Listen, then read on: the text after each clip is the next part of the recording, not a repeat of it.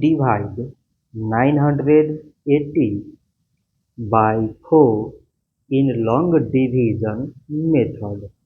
4 times 2 is 8. On subtracting, we get 1.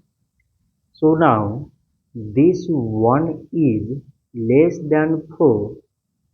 So we put down this 8 and it is 18. 4 times 4 is 16. On subtracting, we get 2. So again this 2 is less than 4.